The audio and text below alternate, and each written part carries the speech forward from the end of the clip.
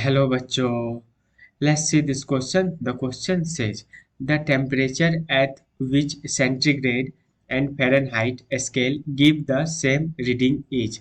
Question कह रहा है कि ऐसा कौन सा टेम्परेचर पे सेंटीग्रेड और फ़ारेनहाइट जो है सेम रीडिंग दे। ठीक है, तो इसका की कॉन्सेप्ट में क्या कह रहा है, इसके की concept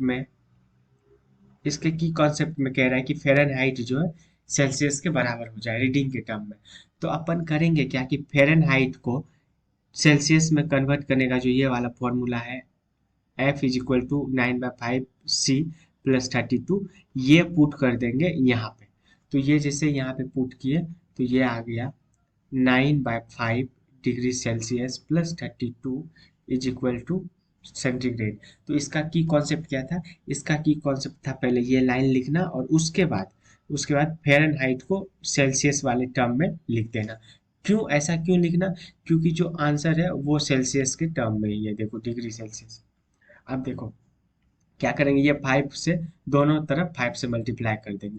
on multiplying both side by 5, on multiplying both side by 5, both sides by 5 we get, दोनों तरफ 5 से मल्टीप्लाई किए तो यहाँ 9/5C इंटू 5 के तो ये आ गया 9C, यहाँ 32 इंटू 5 के तो ये आ गया 160, और यहाँ पे आ गया कितना, यहाँ पे आ गया 5C।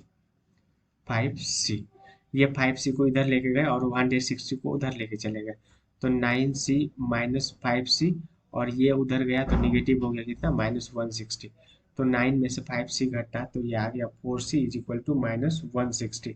तो C जैसे ही 4 से डिवाइड किया -160/4, तो ये आ गया -40 डिग्री के बराबर।